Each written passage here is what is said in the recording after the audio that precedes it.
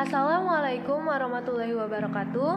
Saya Cynthia Dipa Cornelia Giovanni dari kelas 12 IPA 4. Pada kali ini, saya akan melakukan praktikum fisika, yaitu resonansi dan bunyi sederhana pada gelas kaca, yang dibimbing oleh Ibu Dewi Wulansari, SPD. Praktikum ini bertujuan untuk mengetahui pengaruh panjang ruang dengan frekuensi bunyi yang dihasilkannya.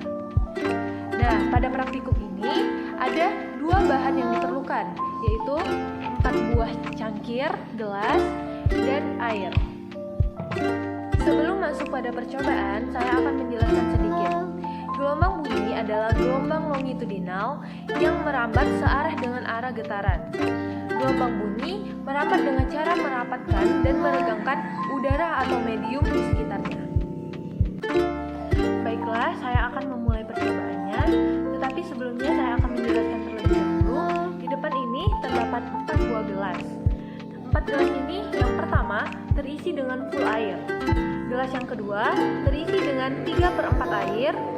Gelas yang ketiga berisi dengan 1/2 air. Dan gelas yang terakhir, gelas keempat, berisi dengan 1/4 air. Percobaan pertama, yaitu pada gelas yang berisi full air.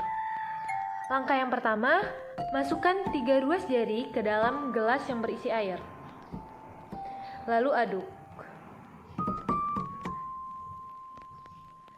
Selanjutnya, masih dengan jari yang sama, putarlah pada sekeliling bibir gelas.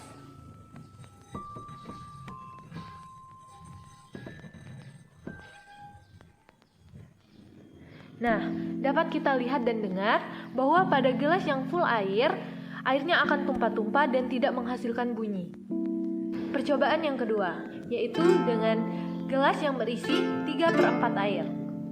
Langkahnya masih sama seperti percobaan yang pertama, yaitu masukkan 3 ruas jari ke dalam gelas, lalu aduk.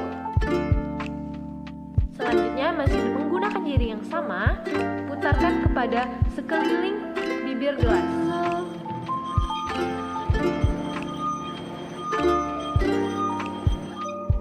Terdengar bukan suaranya?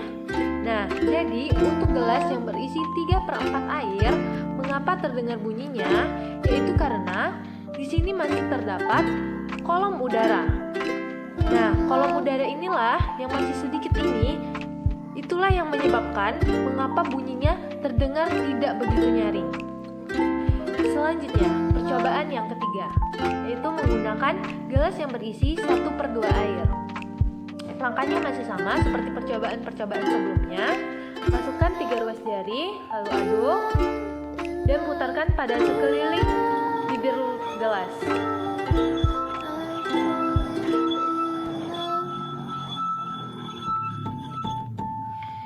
Suaranya terdengar lebih jelas dan lebih nyaring bukan dari percobaan yang sebelumnya?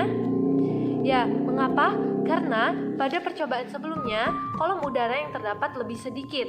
Nah, pada percobaan kali ini, kolom udara yang ada pada gelas lebih banyak. Itulah yang menyebabkan bunyi yang terdengar lebih nyaring dan lebih jelas. Percobaan terakhir, yaitu percobaan keempat, dengan gelas yang diisi 1/4 air. Langkahnya masih sama, masukkan 3 ruas jari, putarkan pada sekeliling bibir gelas.